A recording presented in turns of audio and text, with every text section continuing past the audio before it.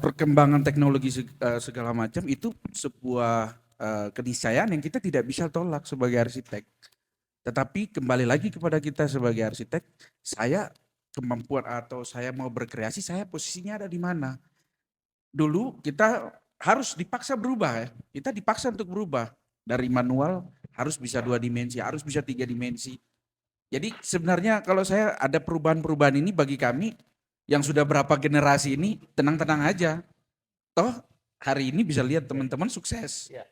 Padahal dari yang begitu jauh, sehingga teman-teman yang baru yang mungkin, waduh ini AI kok jadi tantangan. Loh ini udah berapa generasi loh. Jadi jangan takut bahwa memang itu tantangan yang harus kita hadapi. Paling prinsipnya sebagai arsitek tentu, ya tadi sudah dijelaskan teman-teman panjang lebar. Banyak yang tentu tidak bisa diambil semua, meskipun oleh AI sekalipun. Sehingga teman-teman itu bisa menempatkan diri saya sebagai orang arsitek, passion saya ada di mana. Nah, kemudian kembali lagi, klien yang saya hadapi tuntutannya seperti apa? Ada klien yang tuntutannya saya senangnya yang sketsa manual. Ada klien yang saya maunya cepat besok. Jawabannya mungkin dia mungkin seperti itu. Artinya kita sebagai arsitek yang jangan menutup diri. Harus berani untuk merubah mindset kita, juga menghadapi tantangan perkembangan. Saya pikir itu tidak mungkin kita tolak. Mungkin itu saja. Tadi apa ya, maksudnya ketergantungan itu yang jadi efek berbahaya ya, apalagi ke generasi Z. Karena Gen Z ini memang karakternya tuh benar-benar beda Pak dengan milenial, apalagi baby boomer. Maksudnya karena mereka sangat ingin cepat segala-galanya gitu. Nah saya kebayang kalau misalnya ternyata ada sesuatu gitu ya menyebabkan internet mati, kayaknya mati kutu gitu. Ya, ya. Tapi saya yakin senior kita ini ya kayaknya salah ya, kita tetap masalah. Internet ya, mati betul ya, tinggal ya. sketsa. Sebetulnya gini. Saya mau nanya nih ke teman-teman yang belakang ini. Kalau bimbingan bawa kertas enggak? Bawa. Ini sebagian ada yang bimbingan enggak bawa kertas, langsung bawa laptop aja. Saya bilang pinjam spidol, saya coret-coret di laptopnya aja ya. Akhirnya baru besoknya dia pada bawa kertas gitu kan. Ya artinya kebutuhan instan tadi cepat tadi. Ini sama seperti saya ngebayangin kita nonton bola ya, sepak bola. Lebih seru mana, nonton langsung atau nonton di TV? Nah, euforianya langsung kan. Tapi nggak bisa Jadi, di replay kalau ada layar besar Pak. Enggak, artinya apa? Itu yang tadi saya sebut, tidak bisa digantikan memang. Mau digital seperti apapun kita bisa nonton hari ini pertandingan di negara belahan sana bisa kita nonton. Senang kita bahagia, tapi euforia kita beda dengan euforia orang yang hadir di sana. Itu sama seperti hasilnya tadi, mau pakai artificial intelligence membantu kita atau memang kita yang mendirect itu tadi. Nah saya pikir itu yang ini tuh kegalauan ya yang dihadapi pada saat ini. Tapi kalau bagi kami ya, saran saya begini, dunia desain atau arsitektur dia tuh butuh proses. Artinya selama proses itu dijalankan dengan baik, dengan benar, ini tidak ada masalah. Tapi kalau misalkan kita hanya secara instan, tidak memahami prosesnya bagaimana, misalkan pencarian data, itu kan butuh effort ya pencarian data. Entah dia secara digitalisasi atau kunjungan ke lapangan, tapi itu harus dilaksanakan. ya. Ini tujuannya apa? Supaya kita tidak merasa bimbang bahwa ini tuh tools bukan sih? Kan pertanyaannya itu ya. Iya. Ini tools bukan sih? Bagaimana si arsitek atau si desainer ini bisa seimbang, menentukan arahnya bisa seimbang. Dia tidak hanya terbuai dengan digitalisasinya, tapi dia juga kebutuhan rasanya juga terpenuhi. Nah ini harus ada keseimbangan. Kedua-duanya harus ada. Jadi memang tantangan untuk pengajar sebetulnya. Si faktor pendidik ini jauh lebih penting. Bagaimana menyadarkan si mahasiswa ini supaya bisa hidup berseimbang. Artinya digitalnya dia harus paham juga, tapi karena di eranya. Kedua, rasanya dia harus muncul. Harus muncul, dia harus terjun ke lapangan, harus memegang ini tuh kasar, ini tuh halus, ini tuh tajam. Ini harus dialami karena dengan merasakan seperti itu tidak akan bermasalah. Dia pasti akan bisa ambil keputusan. Kayaknya sekarang tugas Gen Z itu lebih berat ya. Kalau misalkan arsitek senior kan belajar dari nomor 1, 2, 3, 4 sampai 10. Ya. Gen Z lahir tiba-tiba udah nomor 10. Jadi kita sebagai Gen Z, berarti sebagai Gen Z ini lebih banyak hal yang harus dipelajari. Jadi mungkin PR-nya ketika sekarang Gen Z itu udah nomor 10, berarti gimana caranya bikin option. Kalau misalkan option sekarang tuh udah nggak bisa dikerjain pakai A, berarti pakai B, C, D dan lain sebagainya. Untuk bisa belajar dari nomor 1 sampai nomor 10 Ya. tadi. Gitu. Tadi mungkin gua, Bang Riko, Kang Didit, Kang Dwi, Bang Tommy semua itu satu generasi lah ya. Beda-beda tipis kita. Ini kita ada paparan ya di sini. Ini tadi malam saya bikin pakai AI. Nggak nyampe lebih dari 15 menit. Dengan asumsi idealisme saya terhadap bentuk desainnya, saya nggak macam-macam ya. Oke. Tapi yang saya validasi adalah isinya. Oke. Kemudian karena kita magister harus ada referensinya dong bos, ya nggak? Ketawa semua ya kan? Citasi. Tepok dulu dong. Pada saat gua memverifikasi isinya, karena tadi Bang Riko bilang, kita tuh udah ngalamin beberapa fase. Jadi pada saat nih, pengembangan skill, kita udah tahu.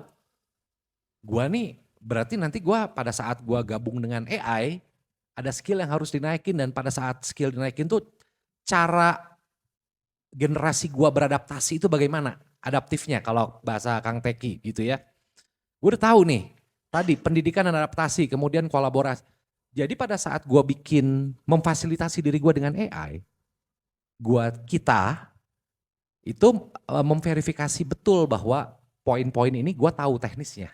Nah pertanyaannya, lu setuju nggak kalau Gen Z di-equip atau baby boomers di-equip dengan AI, lu bagaimana memverifikasinya gitu? Karena jangan sampai gitu lah, lu bikin urut gitu ya, mau tugas kuliah dan lain-lain, lu bikin aja, wah ini keren isinya, gua kagak ngerti apa ya, submit sikat gitu kan. Nah gimana bro, lu mewakili generasi lu di hadapan seluruh penonton di Indonesia ini. Nanti dibantu sama Gen Z sebelah sana ya. Harus banyak belajar sih harusnya karena kalau Gen Z sekarang di era yang sudah mudah sekali. Jadi apa-apa mudah, mau ngedesain mudah, apa-apa ada gitu. Jadi mungkin butuh kesadaran diri juga dari Gen Z gimana sih untuk menciptakan sebuah desain yang mungkin bukan hanya bagus secara visual, tapi juga mungkin secara rasa juga gimana mungkin kalau dia juga bisa imagine kalau misalkan desain ini di lokasi tersebut tuh bisa relate terhadap perasaan dan pengalaman yang akan dirasakan oleh si penghuninya. Sejauh pengalaman saya menggunakan AI, salah satunya ChatGPT, itu tuh membantu saya untuk mungkin mencari referensi, tapi nggak waktu dapat hasilnya tuh nggak langsung saya submit yang apa sih, nggak plek ketiplek itu gitu. Jadi yang saya yang saya dapetin itu, jadi kayak saya tuh dapat referensinya aja gitu, tapi saya kembangin lagi dengan pemahaman saya sendiri begitu. Jadi yang saya dapatkan untuk dari AI itu hanya sebagai gambaran saja gitu. Kalau misalnya saya bingung, ini tuh maksudnya gimana, saya tanya ke ChatGPT terus dia menjelaskan kan, ini tuh begini begini begini. Tapi dari situ saya paham, oh ternyata gambarnya begini begini. Jadi dari pemahaman saya sendiri baru saya kembangkan lagi si teori yang dari ChatGPT itu baru saya masukkan ke jawaban yaitu. Tapi jangan salah, Om Indra, jangan salah. Jadi saya pernah membuat coba ChatGPT, berikut saya minta referensinya. Tapi ketika dapat referensinya berupa website, diklik nggak ada websitenya. Atau misalkan websitenya sudah tutup atau misalnya nggak valid. Berarti belum tentu benar ya Pak ya? Belum tentu betul. Inisiatif antisipasi ya, jadi sebisa mungkin tuh saya nggak kelihatan kalau pakai apa ya, plek ketiplek pakai AI gitu. Jadi tetap saya tuh riset lagi gitu, apa yang dikatakan AI tuh bener nggak nih di sumber-sumber lain tuh begitu nggak. Tadi bilang kita melewati zaman ke zaman. Tadi saya bilang dari saya ngisi ini aja kita udah bisa tahu ada beberapa yang memang secara praktisi ya. Tapi kalau Gen Z ini berarti memang mereka ter-equip oleh kultur atau kebiasaan riset base ya. Malah saya cenderung gini, Kang Agung. Ini dengan ada ChatGPT, kita tuh dipaksa memang manusia tuh untuk menjadi direktur semuanya. Strategik. Jadi subjek Iya. harus jadi subjek. Setuju nggak? Kalau nggak jadi subjek akan berbahaya. Jadi tetap tadi saya katakan dari awal kita harus jadi subjek. Kenapa? jangan sampai kita juga a priori, wah ini ChatGPT nggak valid. Bisa jadi kita harus belajar lagi. Ternyata tools itu banyak gitu. Tools buat referensi ya bukan ChatGPT gitu. Ada toolsnya gitu. Sehingga jangan sampai misalkan kita hanya punya palu gitu ya, mau potong kertas pakai palu, mau potong kayu pakai palu, mau motong keramik pakai palu. Padahal kan ada alat potong keramik, ada gunting, ada segala macam. Nah AI pun sama. Gitu. Jadi tapi tadi kembali lagi kita posisikan kita sebagai subjek. Saya butuh alat untuk bisa mereview jurnal misalnya. Itu kan mempercepat loh. Jadi jangan sampai kita punya satu tools, kita punya satu tools AI misalnya, kita nganggap wah AI itu tidak tepat. Barangkali gitu ya, tools AI-nya tidak tepat untuk kasus yang kita hadapi. Seorang UI bisa mempertahankan desain itu enggak pada saat ditanya? Nanti terus, oh nggak bisa, saya tanya dulu AI ya. Nah, itu yang sebetulnya saya bilang tadi ya, tetap tidak bisa tergantikan dari sisi itunya. Bahkan justru dengan begitu munculnya alternatif, ada 3 misalnya atau 4 atau 5, dia makin banyak belajar. Yang ini kurangnya apa, yang ini lemahnya apa. Jadi tetap aja subjek itu menjadi penting Dan AI pun kadang kalau kita tanya, terutama beberapa singkatan mereka salah dan kita betulkan. Iya. Intinya jika kita betulkan mereka jadi input buat mereka juga semakin pintar. Sebetulnya disitulah baru tugas arsitek saat ini, gitu. Memasukkan empati kita misalkan. Contoh misalkan ini desainnya adalah taman kanak-kanak, oh berarti sudut-sudutnya nih. Nah, disitulah peran kita. Bukan lagi di pekerjaan-pekerjaan yang ya dalam tanda petik stupid job tadi gitu ya. Saya ingat ya, mungkin Mas Wi tahu Pak Rizal ya. Rizal dia dulu sekolah di MIT. Dia bilang pernah cerita, kasusnya ada sejawatnya dia menguji coba. Uji cobanya gini, satu desain karya arsitek terkenal pada saat mendesain satu master plan ya. Pakai komputer, dimasukin semua parameternya tuh, dan keluarnya sama. Keluar desainnya sama. Dengan parameter yang sama, cuaca, udara, kebutuhan ini, kemana, akhirnya masuk, bisa mirip. Jadi AI itu sebenarnya sudah sampai ke sana. Tapi kalau mesin itu ditanya kenapa seperti itu, dia cuma berdasarkan parameter itu. Dia tidak bisa membayangkan sebagai arsiteknya. Jadi sama seperti tadi. Secanggih seapapun desain itu juga tetap orang di belakang itu yang menjadi pentingnya. Jadi benar, Pak Riko ya kita nggak usah khawatir lah. Mau hidup kita diberi umur 1000 tahun lagi pun, waduh bahasnya. Tetap kita akan adaptasi dengan keadaan itu. Manusia itu makhluk yang paling mudah untuk adaptasi. Kalau untuk peluang sih efisiensi dari segala sisi menurut saya, mulai dari waktu, apa ya? Karena kalau dari AI sekarang kalau misalnya kita bikin option design atau bikin revisi desain tuh gampang banget kan. Maksudnya kayak untuk apa namanya? Menyalurkan apa yang kita mau. Nah, kalau dulu kalau misalkan revisi butuh waktu banget, kita gambar ulang dari awal, belum lagi kecoret gitu kan, Pak. Berjenjang karir membantu dong mestinya ya. Membantu. Jadi kalau AI itu menurut saya misalkan dimanfaatkan dengan benar dampaknya bakal luar biasa sih. Kayak gitu. Jadi how to ini aja manfaatkannya aja kayak gimana. Tadi ya kalau gue ambil benang merahnya gitu. Rasa tidak bisa terganti, adaptasi gitu ya. Kemudian kemudahan. Ini bahwa si AI ini memang memaksa kita nih manusia untuk dia lebih advance, lebih di atas. Benar gak sih? Dari sejak COVID aja. Kalau lu ngeh ya, sebelum COVID nih kalau kita telepon pakai, ya kita mah gak ada iklannya ya, pakai WhatsApp aja, telepon. Itu masih agak berat ya, 2019 ya. Tapi begitu COVID selesai itu memang memaksa akhirnya WhatsApp call. Sekarang jarang kali orang telepon pakai pulsa, kecuali memang emergency yang gimana. Artinya tadi benar Bang Riko gitu, nggak kemana-mana juga pasti kita berdampingan. Gua ingat abang gua barusan ngomong nih, dia santai tapi dia langsung ke ujung. Ya gak? Gimana Kilo? Kalau secara peluang itu mungkin jadi mitra kerja di suatu hari nanti, suatu saat. Dan bisa kemungkinan ini AI itu bakalan jadi partner kerja saya ke depannya, gitu. Makanya tadi itu secara dampaknya itu bisa menggeserkan saya sebagai peran arsitek, apakah bisa menjadi mitra kerja?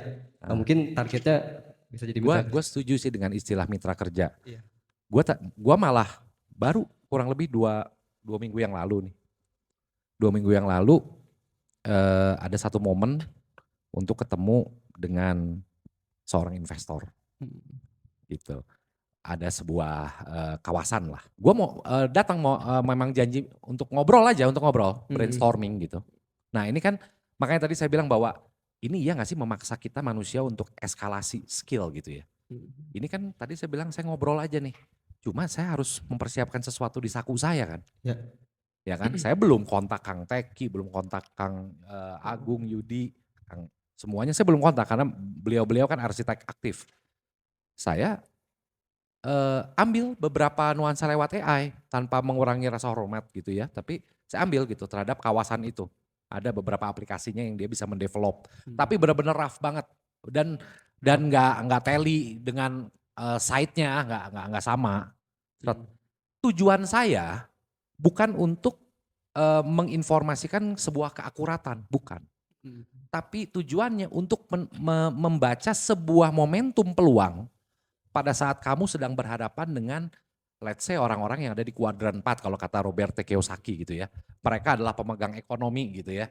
Saya mengeluarkan, wah berarti ini yang tadinya begini lokasinya jadi ada begini ya, bisa kalau dibuka jadi ada kawasan ini ya gitu ya.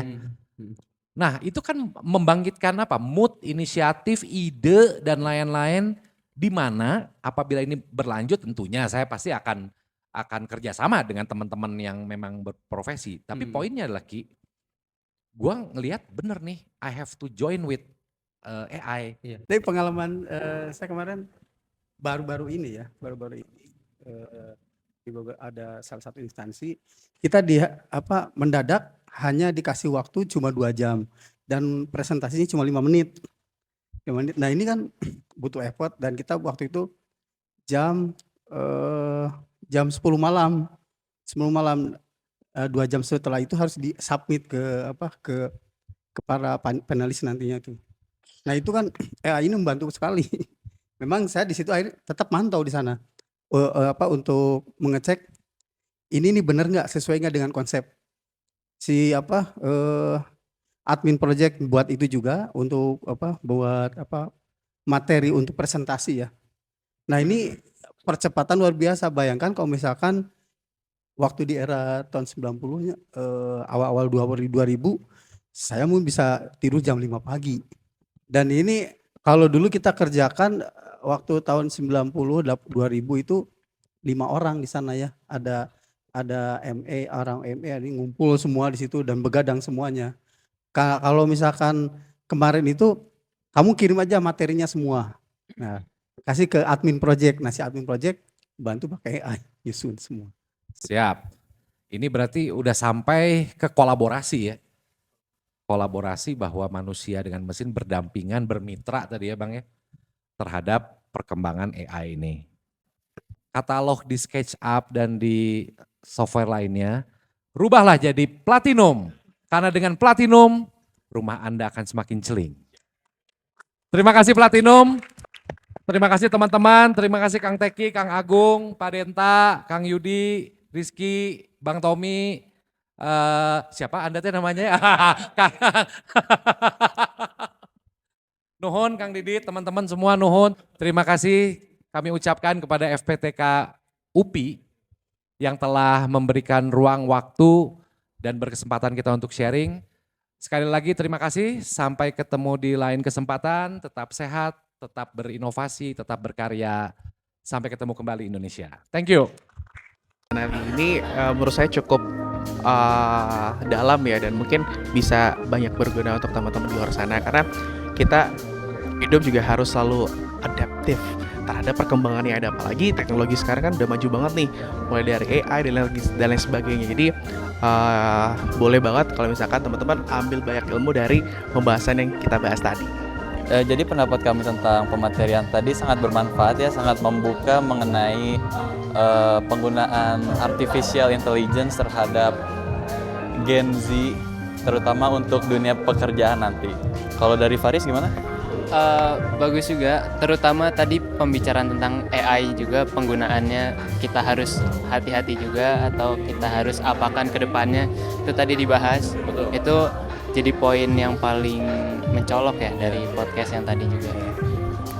Dan jangan lupa Platinum Ceramics. Oke. AI dan pelajaran yang dapat saya ambil itu adalah bagaimana cara kita bereaksi tentang AI begitu, karena kan AI kan kedepannya akan semakin canggih sehingga menjadi tantangan bagi kita sendiri bagaimana kita memanfaatkan AI itu dengan baik. Juga bagaimana kita memanfaatkan peluang, dan lalu juga bagaimana kita menanggapi atau merespon apa itu AI dan juga kita bisa memanfaatkannya untuk kedepannya. Seperti kita ngehadapin AI sekarang kayak gitu. Jadi ini sangat bermanfaat banget buat kita. Mengenai AI ini sangat menarik sekali ya, karena kita tahu sendiri semakin kesini teknologi ini semakin maju.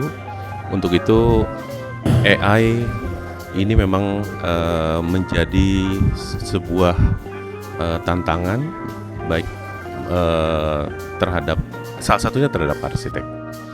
Jadi memang kita harus kolaborasi dengan AI. Itu salah satu keuntungan. Jadi bukan sebagai pengganti tapi sebagai kita harus kolaborasi.